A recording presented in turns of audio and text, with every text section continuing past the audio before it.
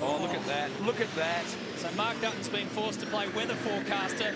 You know what the best he could do was not sure. Restart. Off we go. You know what I'd do? If I were them, I'd do it because Courtney will mirror them, and then it'll be a wet weather race between both of them because I don't reckon James would tough it out. It's too wet. So our three championship contenders, Cup, Winterbottom and Courtney, make up the top three of this race. It is belting down. They're not on wet tyres. The question that I would ask in either of the bunkers at Vodafone, Change for the Lead or Jim Beam, is can we afford a crash? And the answer to that is no. Yeah. So look at this. If they end up in the wall, it's game over. It's going to be game over for one of these contenders if they're not careful. They've got to get on wet tyres now. Look at this. That is so slippery, you will not believe it. If you're down the autoscape here, you play the risk game, but I wouldn't play the risk game. Oh, James Courtney's about to play. Oh, no! He's in the fence! They're both in the fence! They're all in the fence! Oh! Unbelievable! Top three in the fence. Van Gisbergen goes as well. Suddenly, Whincup has managed to keep going. Courtney's desperately trying to go with him, and then bash! That's stupid. I said it 15 seconds ago. They pushed that you cannot afford to have a crash in these conditions. They should have been on wets. Oh, oh. He's got nothing on the broken. right of front. It's It's broken. going nowhere. They're all broken. Forget about it. This is just incredible.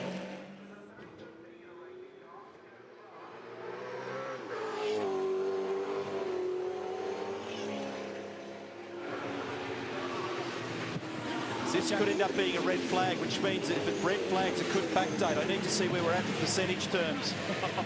But it's got broken front suspension. Guys, this is when you've got to go with the driver. You've got to go with the driver's feel. When he said on the safety car at the restart, it's time for wets. We have passed the critical 75%. It can be declared a race. We've got massively wounded cars, and if it is declared, it'll backdate To the lap prior. Yeah, and don't ask me what it looked like at that point because it's too much data to process. He's going to battle to get it into pit lane. He can't steer it. No, he's got it there now.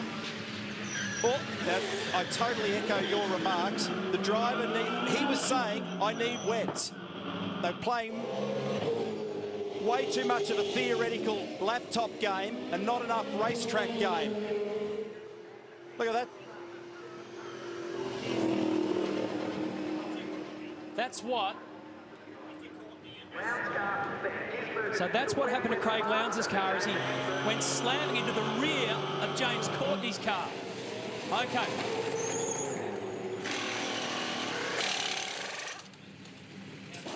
Oh, it's got a broken disc. It's got a broken rotor. He's going to be there forever.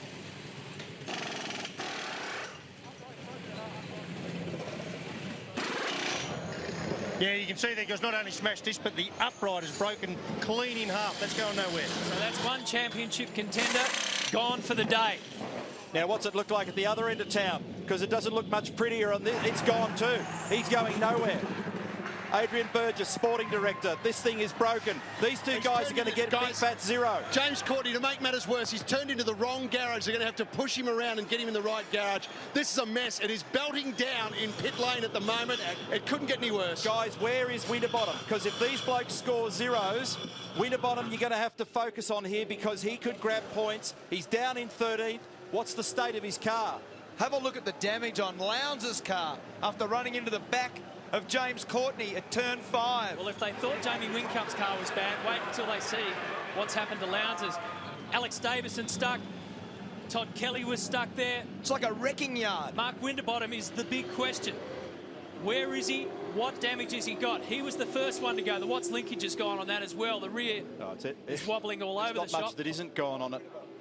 So Winterbottom, here he is. Now, okay, so he's got a big fat zero too. So all three contenders are going to end up with nothing out of this. This is a joke hitting. Yeah, so I needed to see him to understand what could, because this could have been the Formula One scenario where the bloke in third in the championship leaps up and scares everybody at the top end of town. That's not going to happen.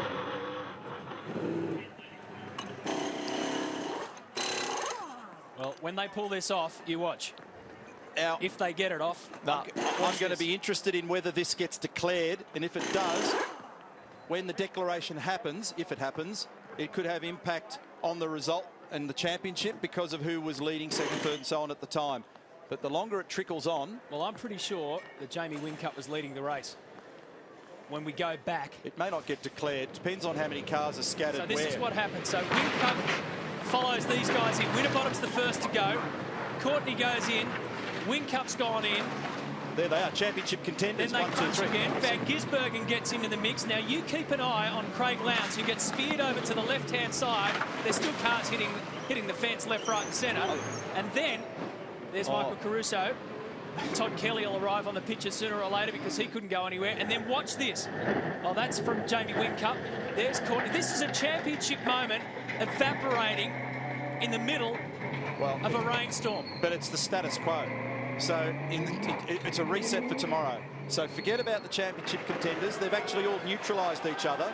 Each of the teams and their strategists have neutralised each other. Check this out. Watch James Courtney's car and Craig Lowndes. Crunch. That sound you can hear is the sound of cash registers ringing. Because that's an expensive act, all that. So I'd forgotten about Winterbottom because I was that focused on these two guys that it was hard to read what was going on. But the first bloke to crash was Winterbottom. Yes. He was the guy that went into the fence first. And just to reiterate this point, they're all on the same strategy in terms of where they came in earlier in the race, but some took 2 tyres and some took 4. Now, what's going on here? There's going to be plenty of drama about this because the speed of the safety car restart has changed. Look at this. And it's on for young and old. This is going to be as wild as it gets. They're all spread out. 3 abreast. Down to turn 1. Now 4 abreast. Lee Holdsworth joins in the fight. And Holdsworth could well end up being the leader of the race. Whincup goes off. Van Gisbergen goes off. Winterbottom spins around. And he's going to get collected. Unbelievable restart. Lee Holdsworth will go straight to the front with Rick Kelly going with him. And the leader of the race. I reckon there was contact at the last corner between Whincup and Winterbottom. There was. Now, there's definitely a speed change. They all ran into each other, and that's why they ended up alongside each other. For 36 laps, Mark Winterbottom led this race from the start. On the restart, he's now gone to the very back. Oh, and it's still going on. It's still going on. That's Dumbrell. He's been turned around at the hairpin. And this is pretty wild stuff with Owen Davison and Bargwana also up a turn. Oh, and Rick Kelly almost off the road, but he saved it. How's about Rick's restart, though? While all that went on, he just went the same way Lee Holdsworth went. At the drivers' meeting last night, the drivers' briefing, there was a particular point made by the race director, Tim Schenken, about all cars maintaining the safety car speed for the restarts. Now, that clearly did not happen prior to this, and that was a mess. The way they all got to the line was an absolute schmozzle, and very, very average restart. Here we go. Now, this is the prior to the restart. So with Winterbottom in control. When the speed's changed, so for whatever reason, the speed's changed. I can't, from that shot on in Lee's car, work out why. But before they get to the line, they're 3 wide. But the king of the restart, we're on board with him. Watch this. He goes down the inside and grabs the lot. That is unbelievable. Listen how long it was on the rev limiter. Oh! Got that. But now Rick Kelly, have a look left. Rick Kelly will be the guy in front. So, I have not seen a restart like that. That was fantastic stuff. That's what it was. It was out of control. So watch this. This is already at that stage. There's been contact between Whincup and Winterbottom and Van Gisbergen and Whincup. Yeah, because Winterbottom reacts to what looks like a touch from Jamie. No, but he propped. So Winterbottom propped. And here's the Jamie. play of the day. This is the guy. And then have a look just in behind the shot is a Jack Daniels Commodore that goes through into the lead. So Winterbottom propped. Whincup speared into the back. Van Gisbergen did the same. So there's damage on the front and the back of Whincup's car. Okay, restart time. Puts it in the hands of Shane Van Gisbergen in the acceleration zone. Look at them all spread out. They go in search of their own piece of real estate. They bump and grind and push and shove. And now they've got to come all back together again for turn 1. Jason Bright over and up and into the wall. Oh. That started with Slade down the inside.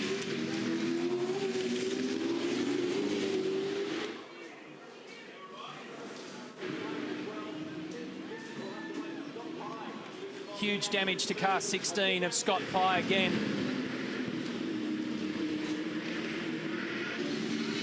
And Chaz Mostert. Team Cairo, Adele White, Wally Story in the foreground, engineer. Andrew Edwards, Jason's engineer, is frantically trying to make radio contact. And damage to Lee Holdsworth, the front left. That's going to wobble its way around the circuit for car 4. So, and look on the inside of the cabin. Oh, gee, that's huge. Just got to go steady now because you can easily run straight into the fence here. And he was already carrying damage to the front left-hand corner of that car, and they were asking him to just take it easy. So Tander's got damage in the front right-hand corner there. Well, that's how it started. Yeah. Because Slade was down the inside.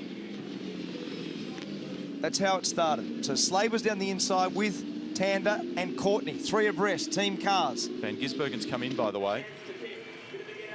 He's out of the car. Jason Bright, okay. Scott Pye's out of the car as well. Fantastic. So this was the race leader. And this is going to be a significant delay to get that car cleared.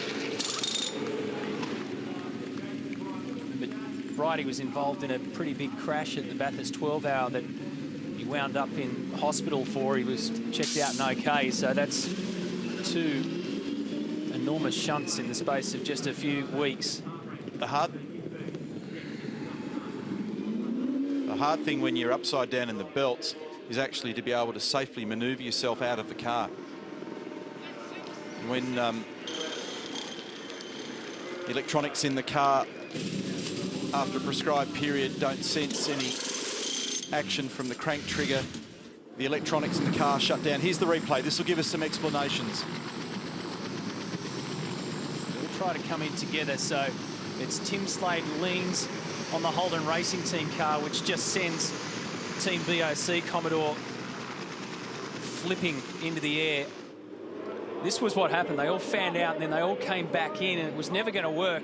Van Gisbergen and Kelly get through, and then watch car 47 just pushes across, and it doesn't take much for Garth Tander just to lean on the front left-hand side of Jason Bright. It's that secondary impact that's the worry there with the wall, and it got right up in the top of the debris fence. This is Lee Holdsworth's view. Oh, that was the big crunch that he... So, okay, so he got hit by Scott Pye and a few others. The contact actually started with the 2 Red Bull cars. They actually made contact on the way in there also. There's Slade down the inside. He makes contact with Tander. Tander makes contact with Bright. Totally out on the slide. Full opposite lock, so he's trying to steer it down. So Jason's trying to make sure it doesn't turn onto its roof. It then catches the curb, and the curb then trips it over. So as it gets to that point there, it was always going to turn over. Must have picked up the front right wheel of Tander's car in order to be able to do that launch, and Tander's in the pit lane and has been there for a while now as well, so there'd be pretty fair old damage on that. It's this next whack with the wall. This stuff looks spectacular, but at that stage, you know, it's not a crazy amount of damage. It's this next one where it hits the concrete wall. It is tyre protected and then gets into the debris fence, where they're going to have a big nightmare trying to resolve getting this car back in shape. Fortunately, where the massive load has actually taken place in terms of the final part of the crash, Neil, it was actually against the tyres there. That's taken some load away from that. And that's a tonne and a half. Yeah. That's a tonne and a half in the air there. It's just been tossed around like a toy car. In the closing stages of the Super Cheap Auto Bathurst 1000 of 2014. And this is high-stakes poker. Mark Winterbottom leads the field. From Jamie Whincup, from Craig Lowndes, from Chaz Mostert, from Will Davison, from Rick Kelly, James Moffat, Andre Heimgartner, Todd Kelly, and Nick Percat. That's your 10. But the focus is going to be on these first 4 or 5 heavyweights. They are playing for keeps here. They're playing for the greatest prize in Australian motorsport, and 300 points. 2 of them are fuel compromised, we think inverteds, and the others have released themselves from that problem. But what have they all got? What's their tyre condition? What is the balance of the cars? The track will be coming to them. The shade is now appearing in various places around this racetrack, so it's going to be quick. And this is an unbelievable arm wrestle between 2 old foes, Winterbottom and Whincup at the top of the mountain. This was the battle last year. Factory Ford versus Factory Holden. Whincup versus Winterbottom. They're currently leading the same circumstance we saw last year. Oh, massive moment for Lowndes. He was right out and almost crashed there. Mossed it right up behind him. That was absolutely out of control. 220 kilometres an hour in rallycross mode. Lowndes nearly binned that on the exit of McPhillamy. He wrestles it back and it's loose at the rear. They've not been good on their restarts on several occasions in car 888. That was a move there for James Moffat, a critical one. He puts a move on Will Davison. It's a little air gap now for Winterbottom. What have they got in reserve? Do they have enough fuel? 300 kilometres an hour. Frosty's trying to go back to back. Whincup's done it before. They've got a little gap over Lowndes, who frightened everybody up at the top. Todd Kelly, he's in a battle there. Look at this, covering. Whincup down the inside. He's got the thing chirping on the rear brake, and Whincup goes to the lead. They're on for the crisscross. Jamie Whincup is the leader of the race. It's now Holden from Ford as they roar down towards turn number 1. There's absolutely nothing in it, and Lowndes has got a sniff. With Frosty. Mustard's gone to second. Frosty's out of business. There's going to be emotion attached to this one. That is going to erupt in an absolute brawl in this paddock. Unbelievable circumstances to close out this race, and it is not done yet. Van Gisbergen is back in the motor race. What a great thing to see. Let's have a look at the replay. So a massive dive. Down the inside goes Whincup. Gets it done. The crisscross for Winterbottom. He tries to get back there. He can't. He moves it over. He shifts across. He then shifts back. He wants to optimise his line to get onto Mountain Straight. He turns it in. Mark Winterbottom makes a mistake. He gets wide. And Lowndes, who was on a run, he wanted to get the run. He'll be caught for that. He's a big chance for a penalty, Craig Lowndes. I agree. He's a big chance for a penalty. And you can see how frustrated they are inside the garage at Ford Performance Racing. And equal amounts of emotion inside Red Bull. Looks a lot cleaner than yesterday. So the safety car being released earlier and the annunciation for all to hear. Away goes Craig Lowndes. Look at Todd Kelly, covers down the inside. And he's got Mark Winterbottom applying huge pressure to the back of the Nissan on the run down to 1. Oh, he's punched him off the road. He's given him a monstrous hit. What an unbelievable save by Todd Kelly. Race fans rejoice over the amount of car control to save that car. That was unbelievable. Totally uncalled for from the Mark Winterbottom stakes, but huge moment. And now Van Gisbergen slides down the inside of Slade. So Lowndes with a big gap to Slade. Now Courtney's going to fire down the inside. McLaughlin caught in there. There's going to be contact. High into the side of Caruso. That was always going to happen. He was in the grass, no control. We've seen that at Phillip Island over the years. That's just uncalled for. Look at the damage to Winterbottom. Now in championship terms, remember, he came into this race in second position. Whincup down the inside of Blanchard. We saw him caught up in drama there last year with Percat. So, wow, we had a very sedate restart to the braking area. And as soon as they got to the braking area, it was on. That hit with Todd Kelly was one of the best saves I've seen in years. But his brother's got damage. Todd's come to the pit lane. There's a lot of very ordinary stuff going on out there for the last minute and a half. And look at the damage in the front left corner of Winterbottom's car.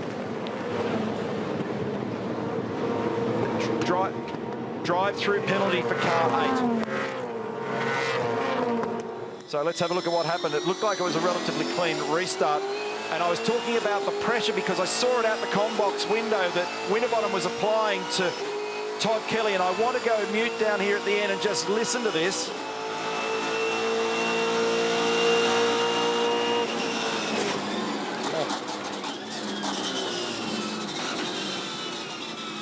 very heavy contact, and it's basically put them both out of business. Here it is from another angle. Craig Lowndes is the leader. That's Todd Kelly merging across to the right-hand side to cover. Mark Winterbottom had a run on him.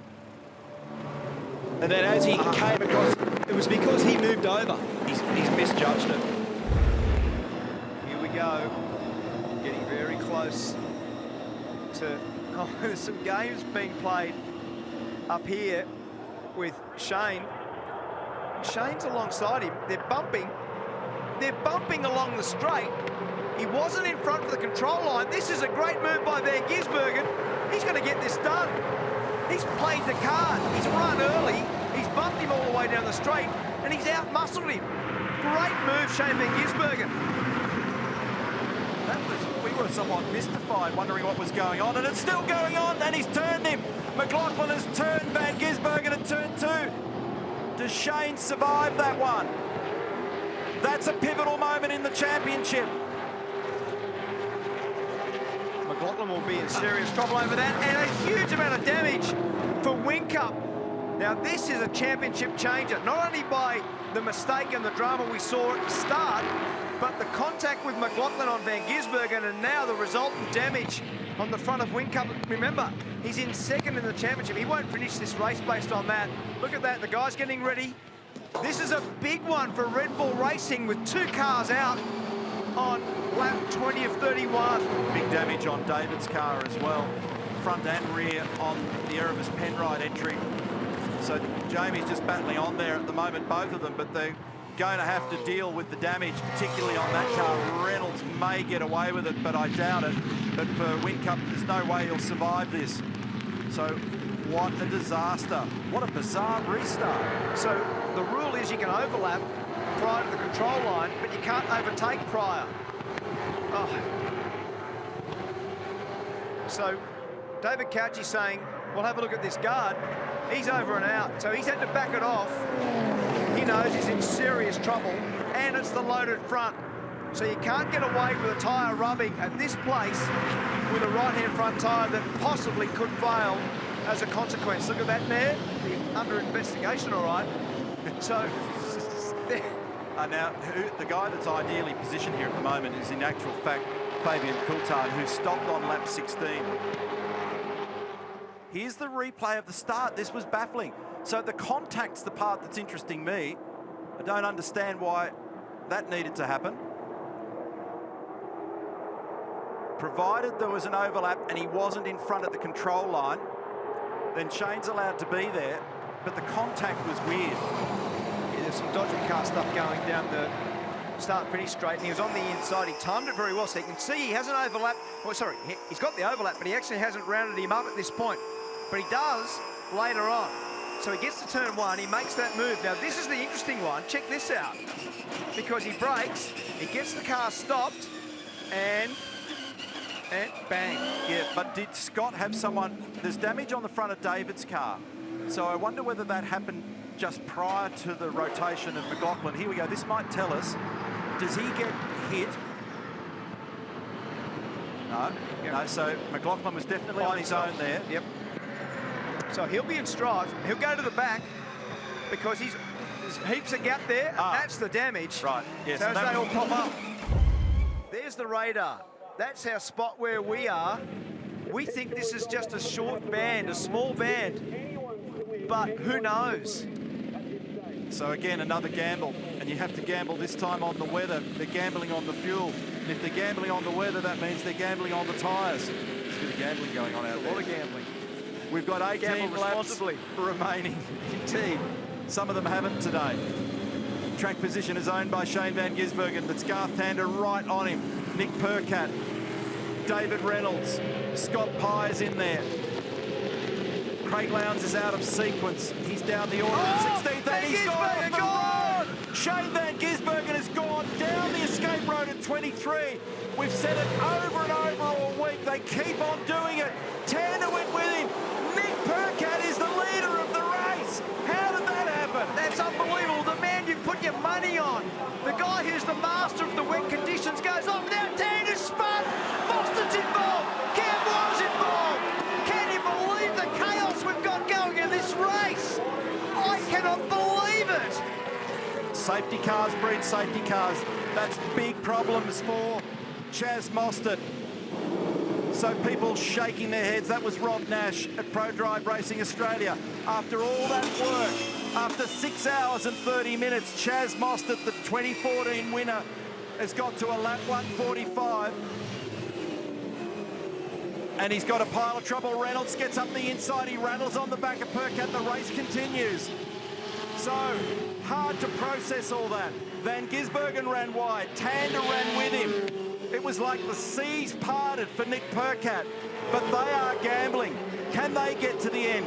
It's a wet track with a slick tyre with 17 laps to go and a question mark over fuel. How much more complicated can it get? I know, and does it continue to rain? Because it looks like it's still raining outside. It's only drizzling, but it'll be slippery by the time you get to the bottom. It's not the same at the top as it is at the bottom. Wow, do you want to be on board one of these at the moment where you don't know how much grip you've got, and if you run off the dry line, you make the wet line. It only gets worse. So Percat leads from Reynolds, Pye, Dale Wood, Fabian Coulthard, Mark Caruso, Mark Winterbottom, Tim Slade. No rear wing on 6, no rear wing. Look at it. The imbalance in that car will be shocking. So there's smoke billowing from 55, the wings hanging off 6. Again, after all that work that Stanaway and Waters have done today, they've done a remarkable job. They were the winners at Sandown. They were in with a huge shout today, and now they're in a pile of trouble. Here's the replay. This is the restart. Watch Shane Van Gisbergen. Has a wobble in the rear, locks the rears, and down he goes. He was super lucky not to end up in the gravel. And the ditto remark for Tander, who skated out the other side, but when he checked up, the rest of the pack all got taken out of sequence. And then all the madness began up here at 1. The Cam Cat is going to tell the story. Watch this cluster here. Mostert makes contact with Tander. Waters makes contact with Mostert. And Tander makes contact with the rear wing of Waters, and it plucks the rear wing out. Crazy stuff. Here's the replay with vantage point now from Garth Tander's car. He's second. He wouldn't believe his eyes when he sees this. Here comes the wriggle. There she goes. Bob-Eye Shane, and then he goes with it. Tander in the gravel, stays up the throttle, waddles back on. Computer shows us 24 laps remaining at the moment. The lights are out. About to hook in. We've got Scotty McLaughlin parked up on the right for you. The two Red Bull guys are starting to invigorate their tyres. David Reynolds did it so much. I paused for a moment because I wasn't sure that he'd catch it. He lit it up and threw it sideways. Oh, big trouble at 1. Scott Pye bombs down the inside. What has that done to McLaughlin? He slams down the inside there. There's smoke. Bright. I think Bright was involved in that. We'll need to understand that. Look at the damage! To the left rear corner of McLaughlin's car. What is the impact of this? So he's lost a spot when he can least afford it. Now he bombs himself down the inside, takes the spot back from Scott Pye. There's huge damage on the left rear corner of car 17. So he's back into 13th position. Another heart-stopping moment, and there's a rub on. So there was a big shove. There was a big shove further back in the braking area.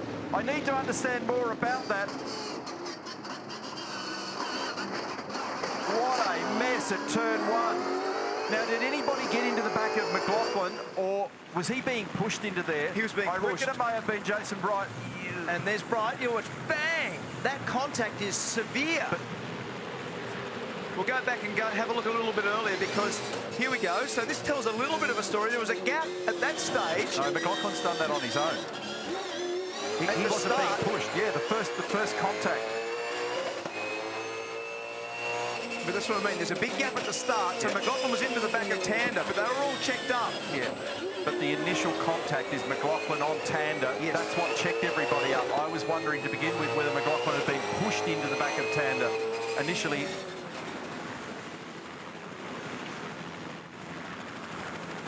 no. Yeah, well, there was a little bit of stuff going up the front. That's the reason why Garth. So that answers part of it for me. I wondered whether or not McLaughlin was getting shoved from behind. It was actually what was going on up the front, as we show you the replay of Jason Bry here on the exit of turn 1. So it was the congestion further up the road that was causing the bottleneck. Could it get any weirder? Can this car make it home? That tyre is rubbing hard on the left-hand rear. Meantime, it was a ripping start by Feeney. His teammate went with him. It's an awkward start because the safety car was late going in, and the green flag, they're all running into each other in the background. There's chaos behind there at the back because they've all tried to come onto the straight and get a run on the next competitor. There is some lively language going on also, but it meant that Brock Feeney couldn't go until he saw the green flag. A few people were in anticipation mode. Feeney, Brown, Kostecki, LeBron. Jack's come up a spot. Radio's melded there immediately at that restart. This time, looks as though we can call the field cleanly through turn 5.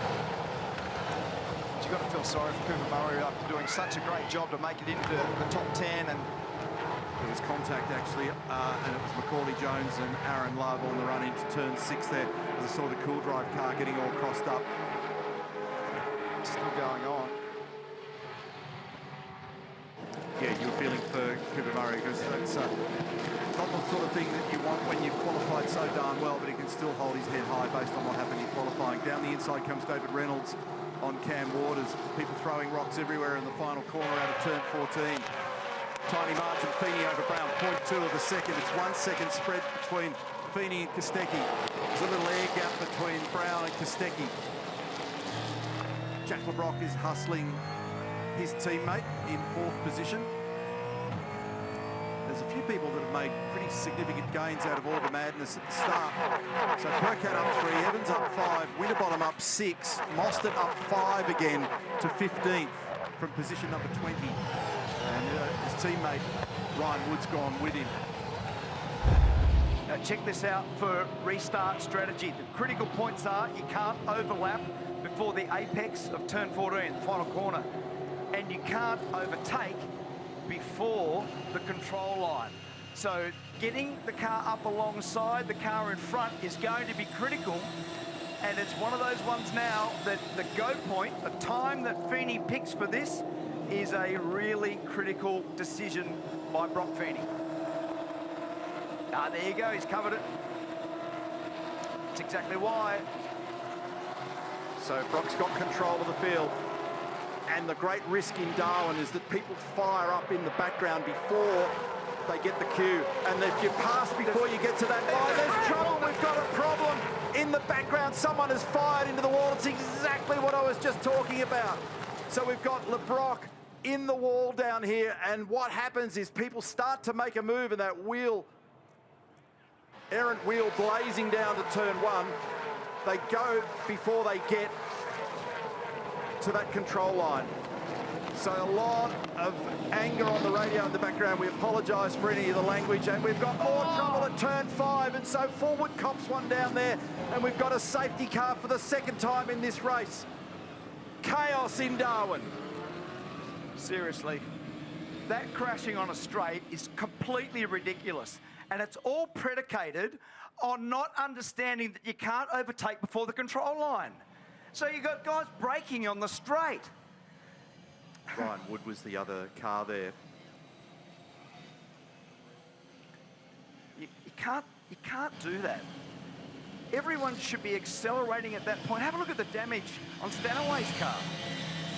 So left rear corner's got a shark bite on car number 62. So it's all gone on in the background. And it just started to talk about the fact that what often happens, and we've seen it in the replay of races over the years here when you go back and look at your history at this place, because you can't see what's going on up the front, you're anticipating what you think is going to be a return to racing speed. Once one goes, they all go.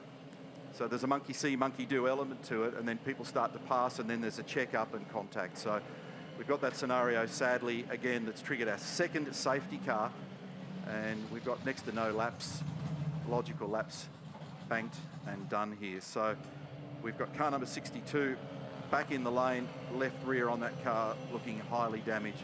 We've got Jack LeBrock And Ryan Wood in conversation down there doing the well, I can read his lips. What happened? Here it is again.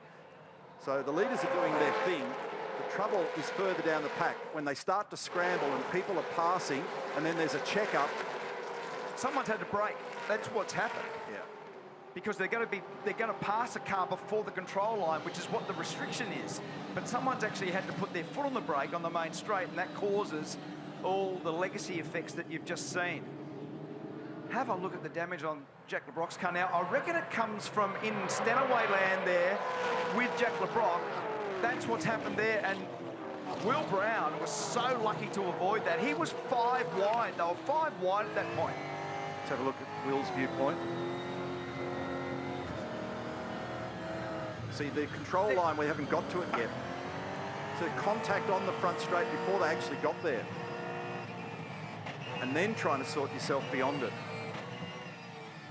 Yeah, I think it was one of the Penrite cars, which would have been Kai Allen. I'm not sure what the circumstance was around it, whether they got the run or not. This is the secondary part of what unfolded down at turn 5 with the contact with David Reynolds and Nick Percat on the inside. And they're still running into each other on the next little phase up the short straight into turn 6. So this is on board now with Will Brown, who's managing to avoid all the bombs dropping at the moment. So there was contact there with Thomas Randall ending up wide. Was that off the back of Cam Hill?